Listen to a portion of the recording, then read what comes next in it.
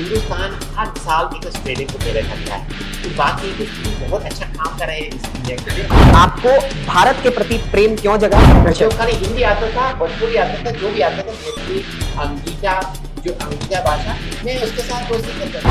बहुत सारे विदेशों में हिंदुस्तानी हमको बोला कि ये कभी योगा नहीं किया, अंग्रेज उसको पकड़ के योगा क्लास में लेके गया। श्रीलंका हम आसानी से जा सकता था, नेपाल जा सकता था, हिंदुस्तान आने के लिए बहुत कष्ट था। और योगा एक टूल है अपने जीवन और अपने शरीर को मजबूत बनाने के लिए। मैं देखता है कि खाली दो देश है दुनिया में जहाँ अंग्रेजी बढ़ता जा रहा है, हिंदुस्तान और पाकिस्तान। हमारे में दोनों प्रेम है। मेरा दिल अब मेरे दिल साथ एक कपड़े हिंदुस्तान है। इंदिरा गांधी भी मांगता था कि कभी अगर वो कोई चीज ठीक है, कोई भी पार्टी 10-15 साल के बाद वो हटना चाहिए और नया लोग आना चाहिए। इस देश की संस्कृति और सभ्यता की खूबसूरती की जब हम बात करते हैं तो हम सबसे पहले इस देश के नागरिकों की बात करते हैं कि हम लोग इतने विविध होने के बावजूद भी एकजुटता के साथ खड़े हैं। हमारे धर्म अलग हो सकते हैं, हम रंग भेद को नहीं मानते हैं, हमारी भाषाएं अलग हो सकती है, लेकिन उसके बावजूद भी जहां हमारा प्रेम आकर के रुकता है उसे हम लोग हिंदुस्तान या भारत कहते हैं।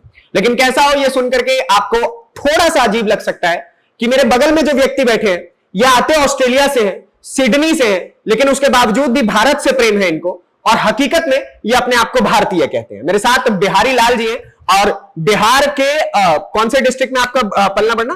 मुंगेर से इनकी शुरुआत होती है भारतवर्ष में। इंदिरा गांधी से इनकी मुलाकात होती है और जैसे ही हम इनकी लाइफ के बारे में डीप पढ़ते हैं तो हमें पता चलता है कि योगा से बहुत अधिक प्रेम है भाई साहब को और बिहार के प्रति तो अलग ही लेवल का प्रेम है। तो मेरे साथ बिहारी लाल जी है, मैं भी बिहारी हूं, मैं मधुबनी से आता हूं, ये भी बिहार से है। इन्होंने मुंगेर का गमछा डाल रखा है, ये मुंगेरी आर्ट होता है। मैंने मधुबनी का गमछा डाल रखा है, ये मधुबनी आर्ट होता है और दो बिहारी एक साथ मिले। कैसा लग रहा है? बहुत टाइम बाद मिल रहे हैं हम। अरे ओ, ये खुशी की बात है। ठाकुर जी का कितना शक्ति है ना।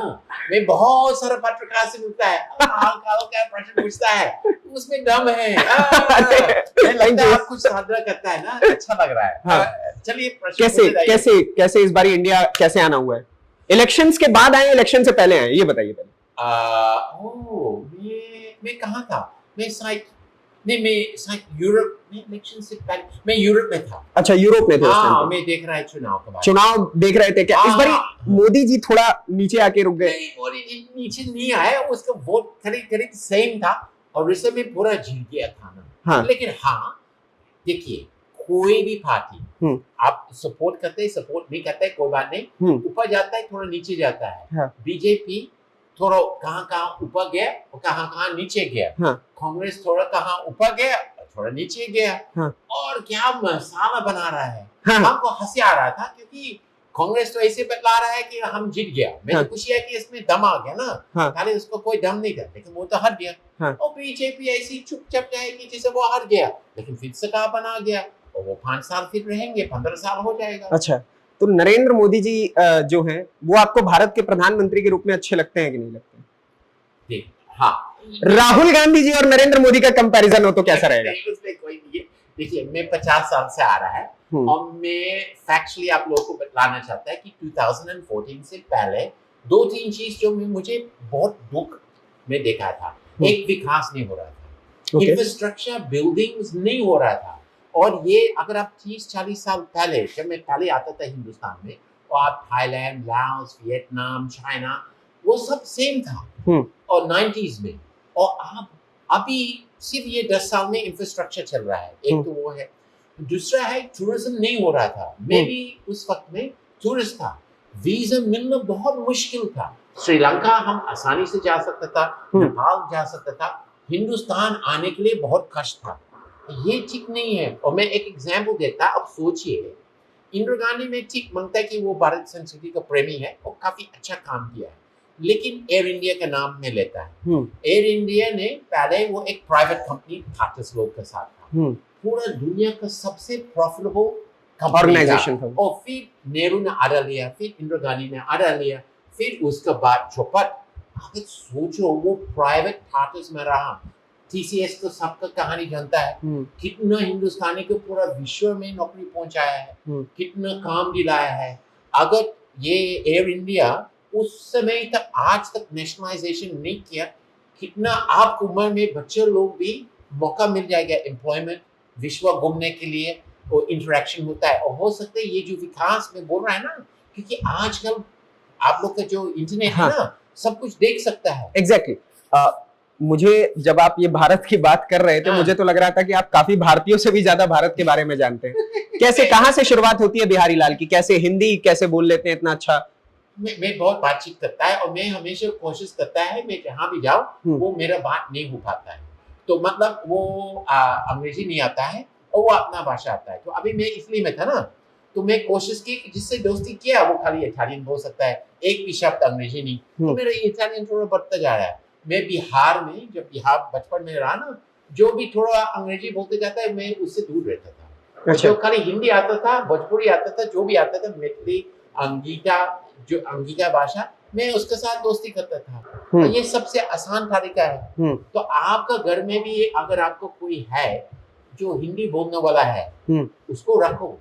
अंग्रेजी ठीक है, एक लिंक लैंग्वेज है, लेकिन इतना महत्वपूर्ण नहीं है। लास्ट टाइम जब हमारी मुलाकात हुई तो मैंने आपसे कहा था कि भारत में कई लोग हिंदी बोलने में शर्माते हैं। हाँ, तो मुझे अंग्रेजी बोलने में शर्म आता है और उसका अलावा हमको अभी भी दिल्ली और बॉम्बे में लोग हमको डांटते हैं कि हिंदी बंद करो, अंग्रेजी में बोलो। अच्छा, क्यों? वो प्रदेश के नाम नहीं बोलेंगे। एक तो मछली को बहुत बड़ा प्रेम है और बंगाल और दूसरा बोलता है कि उसका भाषा, और सही बात है, सबसे पुराना है और उसके बाद संस्कृत है। अच्छा, तेलंगाना नहीं, कौन सी लैंग्वेज है? अरे वो ऐसा मत बोला, ये तो बहुत वो हमेशा सबको समझाता है। तमिल, सबसे पुराना तमिल है ना। वो मेरे साथ झगड़ा होता है, बोलते हिंदी बंद करो। अरे मैं कभी कभी जैसे प्लेन में है, प्लेन से निकल गया, बस में जा रहा है ना, एयरपोर्ट से वो प्लेन से नीचे, हमें किसी वापस में हिंदी में बात कर रहा है ना, तो कभी कभी वो हमको डांटना शुरू करता है कि please stop speaking like that, speak in English. हाँ, ये होता है यहाँ। अरे क्या पागल। मैं देखता है कि खाली 2 देश है दुनिया में जहाँ अंग्रेजी बढ़ता जा रहा है, हिंदुस्तान और पाकिस्तान। बाकी दुनिया में कम होते जा रहा है। अच्छा, एक बात बताइए, ऑस्ट्रेलिया में भी कम होते जा रहा है। एक बात बताइए, आपने जब हिंदुस्तान पाकिस्तान की बात की तो मैं ये जानना चाहता हूँ कि आप ऑस्ट्रेलिया से आते हैं, आप चाहते तो आप पाकिस्तान जैसे देशों के प्रति भी रुचि दिखा सकते थे, श्रीलंका या फिर नेपाल, हमारे आसपास आस पड़ोस में इतने देश हैं, हिंदुस्तान के प्रति ही प्रेम क्यों? क्योंकि हमने जितना अंग्रेज जो इस देश के साथ प्रेम होता है ना, सबसे पहला जो दरवाजा है ना वो है योगा। अच्छा, तो हम लोग योगा सीखने के लिए आता है और मैं हिंदुस्तानी ऑस्ट्रेलिया को मैं समझाता है कि आप जल्दी उठ जाओ, सूर्य जब सनराइज होता है ना, समुद्र के किनारे जाओ, आप देखेंगे ऑस्ट्रेलियन लड़की योगा मैट लेके जा रहा है, योगा कर रहा है। बहुत सारे विदेशों में हिंदुस्तानी हमको बोला कि वो कभी योगा नहीं किया, अंग्रेज उसको पकड़ के योगा क्लास में लेके गया। तो मतलब जो हमारे देश की संस्कृति थी वो विदेशी अच्छे तरीके से कर रहे हैं हमारे देश के मुकाबले। हाँ, नहीं, और बहुत साल से, ये भी आजादी से पहले भी अंग्रेज लोग को योगा को बहुत इंटरेस्टिंग और बहुत अच्छा लगा। और एक स्वामी जी था, स्वामी शिवानंद, वो एक कमाल चीज किया। मुफ्त स्वामी शिवानंद जब था ना, ये 1930s 1940s का बात है, तो उस समय पुस्तक, बुक्स, किताब बहुत एक्सपेंसिव चीज, बहुत कीमत। किसी के पास था ना एक एल्मीरा, ग्लास एल्मीरा वहां रखता था। अच्छा, ये मुफ्त में छपवाता था, मतलब उसको बना करके डोनेशन से, और पूरा यूरोप, ऑस्ट्रेलिया और अमेरिका बेचता था। आप सोचो, एक पुस्तक आ गया, मैं हमें पैसा नहीं मांगा, और वो भी योगा के बारे में। तो तब से ये संस्कार पहुंच गए ना पूरा विश्व में स्वामी शिवानंद जी से। अच्छा, एक बात बताइए, बहुत सारी बॉलीवुड मूवीज में काम करना, टीवी सीरियल्स में काम करना, न्यूज चैनल्स में काम करना, ये सब कैसे शुरू हुआ बिहारी लाल के साथ? मैं सबसे पहले मराठी में। अच्छा, हाँ, तो मराठी, आपको मराठी बोलनी भी आती है? अपन कैसे आहात?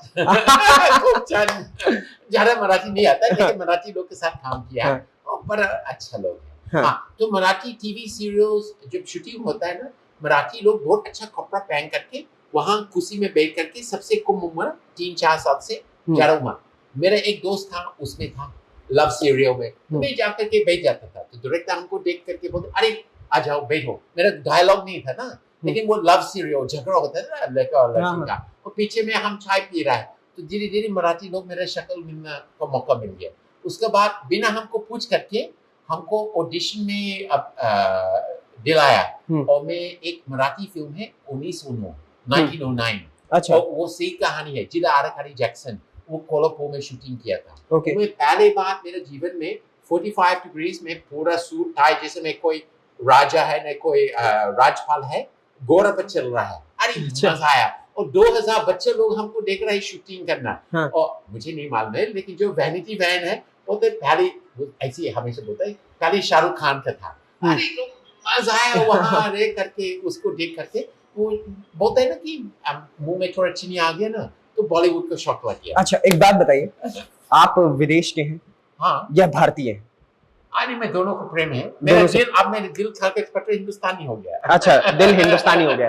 तो हिंदुस्तान की सबसे अच्छी कोई खूबसूरत बात जो मतलब आपको खाने में क्या पसंद है इंडियन फूड्स में? मैं तो बार बार बतलाता है, मैं तो शाकाहारी हूँ। हाँ। मैं Punjabi thali. So you are vegetarian? हाँ, लेकिन अधिकतर तो विदेश में नॉनवेज खाया जाता है। नहीं, आजकल सब वीगन हो गया। हिंदुस्तानी सब कुछ खाने लगा, तो मैं बोलता है कि हम लोग जो है ना उसको कम करते जा रहा है। अच्छा, हिंदुस्तानी नॉन वेजिटेरियन हो रहे हैं और विदेश में लोग वीगन हो रहे हैं। वीगन बहुत। मैं वीगन नहीं हूँ, मैं वेजिटेरियन हूँ। ओके। मैं बोलता है, लोग पूछता है कि आप क्या करता है, कुछ समझाइए, क्योंकि आजकल काफी कॉम्प्लिकेटेड हो गया ना, हर एक लोग का अलग अलग। हम बोलते हैं जिसपे चेहरा नहीं है बस वही हम खाएंगे। जिसके पास चेहरा नहीं है, हाँ, मैं वही खाऊं। चीज हम खाएंगे। अच्छा, ठीक है। लेकिन मुझे पंजाबी थाली दक्षिण भारतीय रेस्टोरेंट में, मतलब जो दक्षिण भारतीय शेफ पंजाबी थाली बनाएगा वो मेरे लिए सबसे आनंद, क्योंकि पंजाबी थोड़ा घी वी ये सब हेवी है होता है ना। हाँ। लेकिन दक्षिण भारतीय जो शेफ है ना, थोड़ा रसम दही ये सब कुछ इसको मिला करके मुझे सबसे आनंद आता है। और मैं अच्छा। हमेशा वो पूरे विश्व में खोजता है। अच्छा, हाँ, दक्षिण भारतीय रेस्टोरेंट पंजाबी थाली है, अरे वाह, चलो मैं ये खा लेता है। अच्छा, तो एक बात बताइए, राजनीतिक चर्चा हमने थोड़ी बहुत कर ली, भारत के बारे में हमने जान लिया। हाँ। मैं आपसे जानना चाहता हूँ आपके बारे में हाँ। कि आपको भारत के प्रति प्रेम क्यों जगा और क्यों भारतीयों को भारत के प्रति प्रेम जगना चाहिए, हिंदुस्तानी या हिंदी भाषी के प्रति प्रेम जगना चाहिए, हमारे देश की संस्कृति और सभ्यता के बारे में जानना चाहिए। क्योंकि जब हम आज के युग में देखते हैं तो हमें पता चलता है कि लोग बहुत कम इंटरेस्ट ले रहे हैं अपने हिस्ट्री के बारे में, अपने कल्चर के बारे में। बहुत सारे नौजवानों को मैं देखता हूं, वो अगर आप उनके सामने उनके धर्म के प्रति बात करेंगे तो उनको लगता है कि ये बहुत गलत हो रहा है। तो ये आपने बहुत सारा प्रश्न पूछा है ना। हाँ। एक शब्द मैं एक हल्के से, जो मैं आज तक इसके बारे में बोला नहीं, मैं हल्के से बोलेंगे। मैं एक कैंसर पेशेंट था, तो कैंसर का जो रोग है ना। आप कैंसर पेशेंट थे? कैंसर पेशेंट था। और ये जो कैंसर हमको मिला है, क्योंकि मैं बचपन से योगा कर रहा है, तो ये अजीब है कैंसर। ये हेरिडिटरी कैंसर है। मेरा पापा, उसका पापा, अच्छा। मैं स्कॉटिश डिसेंडेंट्स है ना। योगा की वजह से हमने कमाल किया। मैं एग्जांपल देता हूं आपको। मैंने जब कैंसर का रोग था, मुझे एक ऑर्गन का ऑपरेशन होना पड़ा। तो डॉक्टर्स ने, जो स्पेशलिस्ट थे ऑस्ट्रेलिया में, ये लोग बोला कि ऑपरेशन के बाद हो सकता है कि 3 महीने तक आपको बिस्तर में रहना पड़ेगा। हम अगले दिन उठ करके चला। उसके बाद हमको भी मेरा जब ऑपरेशन हो गया, सब कुछ ठीक हो गया, फिर वो बीमारी फिर जल्दी से वापस आ गया। तो उसके बाद हमको रेडिएशन और हार्मोन थेरेपी। जब आपको रेडिएशन और हार्मोन थेरेपी शरीर में होता है ना, आपका बाल गिर जाता है, ये सब मोटो हो जाता है, ये सब खराब हो जाता है। मैं फिजियोथेरेपी और योगा मिला करके रोज सवेरे 2-3 घंटा करता था। और उसके बाद जब मैंने ब्लड रिजल्ट टेस्टिंग किया ना, सब नष्ट, खत्म, हमको कोई दिक्कत नहीं है। अगल बगल में मैं जब हॉस्पिटल जाता था और स्पेशलिस्ट के पास जाता था, मैं अगल बगल वाला जिन पेशेंट्स को देखता था, मैं देखता है कि ऐसी लग रहा है कि अब उसका जीवन खत्म होने वाला है, ऐसी चल रहा है, वो दुखी है। तो मुझे योगा पर बहुत बड़ा धन्यवाद देना चाहता है, क्योंकि वो मुझे लगता है, और मैं खुद कहा पिछली बार, मैं 110 साल तक जीवित रहेंगे, लेकिन ये नहीं हो सकता बिना अगर मैं अपना योगा मेरा जीवन में लाया है। और योगा एक टूल है अपना जीवन और अपने शरीर को मजबूत बनाने के लिए। और देखिए, हिंदुस्तान में मैं बहुत लोग से मिलता है। मैं पहले एक कंपनी में काम किया, वो सब बिहारी बच्चे लोग था, बहुत ब्रिलियंट था। लेकिन मैं देखा कि ये लोग IIT सब ग्रेजुएट, सब चीज़ है ना, मौसम बदलता है बीमार, मौसम बदलता है हर हफ्ता बीमार। मुझे जबरदस्ती सबको योगा सिखाना पड़ा कंपनी में। तो योगा के प्रति इतना प्यार है आपको? हाँ, और सिर्फ हम नहीं, बहुत सारे लोग हैं, क्योंकि वो एक टूल है ना कि अपने शरीर को मजबूत बना सकता है। आजकल कितने लोग 40 साल के बाद उनको ब्लड प्रेशर या डायबिटीज की बीमारी शुरू हो जाता है ना। तो ये आपकी उम्र क्या है? 63। मैं काफी उम्र है। 63। मैं आप 1961 आप 63 साल के हैं? हाँ, 1961 मेरा जन्म हुआ था ना। मैं हो सकता है आपका पापा से भी ज्यादा उम्र है। हाँ बिल्कुल, ऑब्वियसली आप 63 साल के, थोड़ा हाँ, और मैं 110 तक रहेंगे। तो लेकिन बात ये है ना कि विवाह हो गया है कि नहीं बिहारी लाल जी? मैं बच गया। क्यों नहीं किए? अरे मेरा सारा दोस्त शादी किया। अरे मेरा यहाँ विदेशों में मेरा बहुत सारा रिश्ते नहीं आए क्या कभी बिहारी लाल? नहीं लगा नहीं लगा, लेकिन मैंने आजकल देखता है विदेशों में, अब मेरे दोस्त थर्ड शादी में, फोर्थ शादी में, 2 बच्चे उसके साथ, एक बच्चा उसका, इतना मैं बच गया और मैं बस दुनिया घूमना है। और देखिए मैंने कहा है आपको कि हिंदुस्तान हर साल एक ऑस्ट्रेलिया को फेरा करता है, तो बाकी हिंदुस्तानी बहुत अच्छा काम कर रहे हैं इस दुनिया के लिए, हमको बचा के एक अकेला ऐसे घूमेंगे। अच्छा, घूमेंगे। और मैं 2 छोटे भाई है, दोनों शादी किया, दोनों 2 बच्चा है, कहाँ घूम सकता है? नहीं, बच्चे को देखभाल करना है ना, ये बहुत बड़ा बात है, छोटा बात नहीं है। आजकल का बच्चा अपना माँ पापा से पूछो, आपने चिंतन करता है आपके बारे में। हाँ बिल्कुल, ऑब्वियसली। बचपन से ही एम्बिशन था कि जो भी आप कर रहे हैं ये सब करते रहे? नहीं, वो ऐसे ही हो गया। लेकिन कैसे ग्रो अप हुआ? नहीं, लेकिन बात यह है ना कि मैं 13 साल अकेला आया, एक गुरुकुल मिला, एक साधु संत लोग के साथ। आप अकेले आए थे? हाँ, अकेला आया था ऑस्ट्रेलिया से। आप इंडिया से? उस समय 70s का बात है। हाँ। वीजा जरूरत नहीं था, लेकिन टिकट इतना कॉस्टली था कि लोग एरोप्लेन से जा नहीं सकता है। उस समय का क्या टिकट प्राइस रहा होगा? और मुझे याद, मैंने पैसे नहीं दिए, मैं पापा से दिलाया था। लेकिन अच्छा, तो आपके पिताजी ने भेज दिया आपको? हाँ, लेकिन वो थोड़ा मुश्किल था। कैसे मनाया कैसे आपने भाई, भारत जा रहा हूँ? मेरा पापा साइकियाट्रिस्ट था, तो मैं सोचा, और मेरा माँ यहाँ एक बार आया था योगा सीखने के लिए और योगा टीचर बनने के लिए, तो मैंने सोचा कि मैं भी आएंगे 8 हफ्ते के लिए, क्योंकि ईसाई देशों में दिसंबर जनवरी में हम लोग का लंबा छुट्टी होता है। तो मैंने सोचा अगर माँ आ सकता है, हम क्यों नहीं आ सकता है?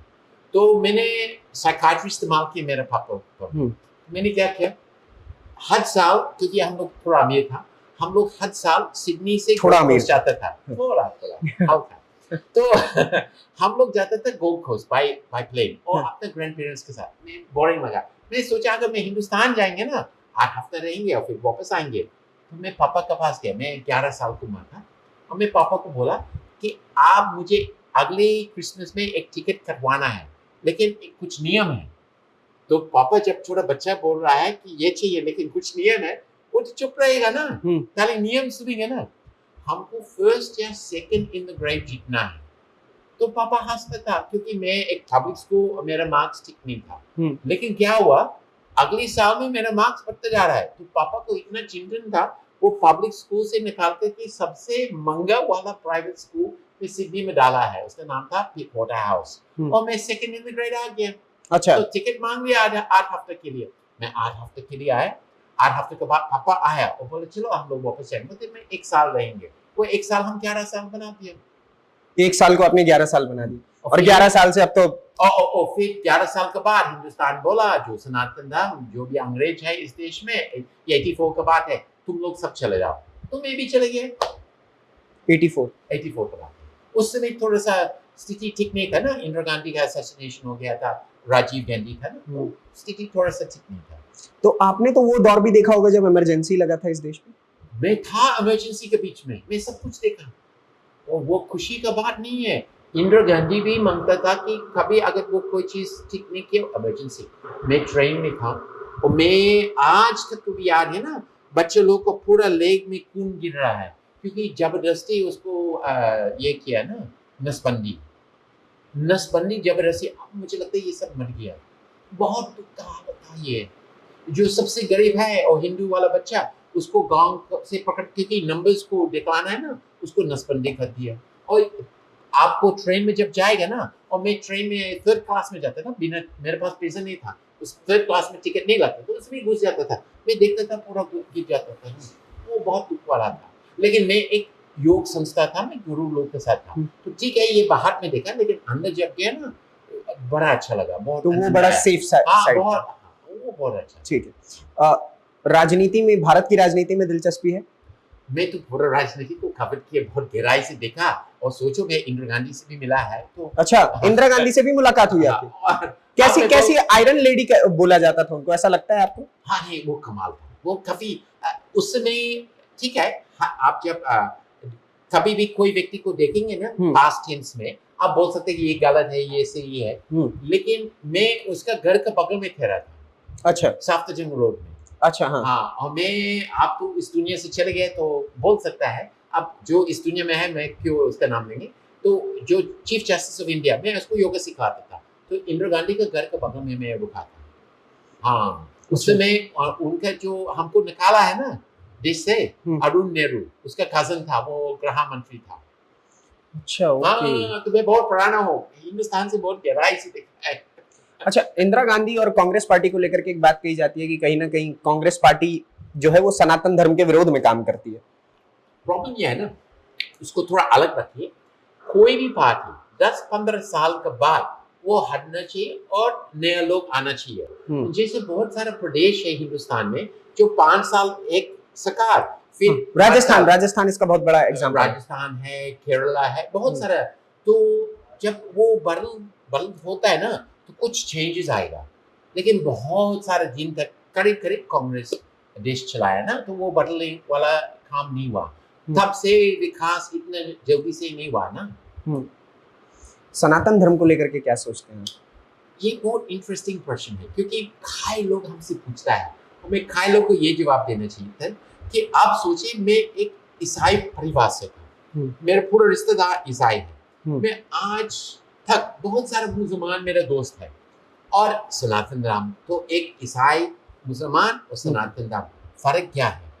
मैं ये फर्क देखता है कि ईसाई धर्म में अगर आप बहुत गहराई से जाएंगे उसमें, तो उसमें आपको ये लोग मन में लग जाता है कि मैं ठीक हूँ, बाकी ठीक नहीं है। इस्लाम में भी ये है ना कि मैं ठीक हूँ, बाकी सब ठीक नहीं है। लेकिन सनातन धर्म में ये कभी नहीं लगा, और सनातन धर्म में ये लगा है कि अगर वो व्यक्ति ये भगवान को पूजा करता है और इस तरफ का पूजा करता है, तो उसको रहने दीजिए, ये उसका रास्ता है, वसुधैव कुटुंबकम। हाँ, मेरा रास्ता थोड़ा अलग है। तो ये चीज हमको सनातन धर्म में बहुत अच्छा लगा। बहुत अच्छा लगा। ये पूरी वसुधा ही हमारी कुटुंब है, और यही कारण है कि आप भी किसी और क्षेत्र से आते हैं, मैं भी कहीं और से आता हूं, और आप बताइए, हम दोनों एक साथ बैठे हुए। अच्छा, ये सब तो हो गया। कुछ नाम लूंगा, क्विक नाम होंगे, वो हमने लास्ट टाइम भी ये किया था, और आपको उनके बारे में फटाफट से जवाब देना, ठीक है? नरेंद्र मोदी। अरे कमाल काम कर रहे, विकास कर रहे इस देश। राहुल गांधी। अरे राहुल जी, लोग सोचते कि मैं हूँ राहुल गांधी, आप वो क्या जवाब देंगे? अच्छा, ठीक है। ममता बनर्जी। बहुत जबरदस्त, लेकिन मैं चाहता है कि वो ऐसे लोग होने चाहिए उसका पार्टी में, वो नहीं मिल रहा है। अच्छा, ममता बनर्जी की पार्टी। योगी आदित्यनाथ। कमाल काम कर रहा है। अरविंद केजरीवाल।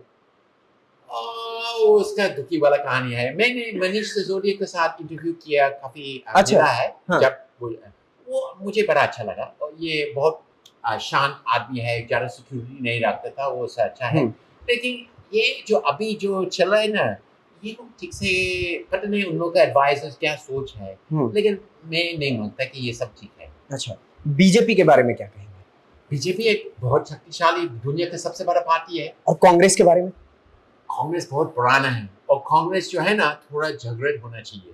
अच्छा। थोड़ा, अरे मैं जब कोई भी कांग्रेस वाले से मिलता है, वो सीधा हमसे अंग्रेजी में बात करेगा, हिंदी में बोल रहा है, वो अंग्रेजी में बोल रहा है। हाँ। वो ऑक्सफोर्ड इंग्लैंड वाला राज भी चल रहा है। और गांधी परिवार को लेकर के क्या? उनको छुट्टी लेना चाहिए, अपना बहुत दिन तक राजनीति का खेल किया है ना, उनको छुट्टी कुछ और काम करना चाहिए, कुछ और काम करना चाहिए। Rahul Gandhi stand up comedian हो सकते हैं, ऐसी मीम्स बहुत चलती है। खैर, बहुत बहुत धन्यवाद आपका इतना सारा समय देने के लिए। और बिल्कुल, अब जब से मैं पहले ये वादा इनको कर देता हूँ, अगर ये इंटरव्यू इन्हें पसंद आएगा, तो अब जब आप दोबारा से भारत आएंगे, तो हम फिर से एक और इंटरव्यू करेंगे। पक्का वादा कर दीजिए मेरे व्यूअर्स को। अच्छा, ओके, हम पक्का आएंगे, उनसे मिलेंगे। और ये ठाकुर जी, मैं उनका शक्ति बड़ा अच्छा लगता है, और मैं चाहता है कि वो भी जर्नलिस्ट जो है ना, पत्रकार, थोड़ा अपने सनातन धर्म के शक्ति रहेगा ना। अरे आज वो लगाया नहीं तिलक, हम चाहते थे कि वो पूरा करेगा ना। अरे बिल्कुल बिल्कुल। चलिए, बहुत बहुत धन्यवाद। और बाकी आपके हिस्से की भी राय जो भी है बिहारी लाल जी को लेकर के हमें कमेंट बॉक्स में जरूर बताइएगा। अगली वीडियो में आपसे फिर से मुलाकात होगी, तब तक के लिए दीजिए इजाजत। धन्यवाद, नमस्कार, जय हिंद।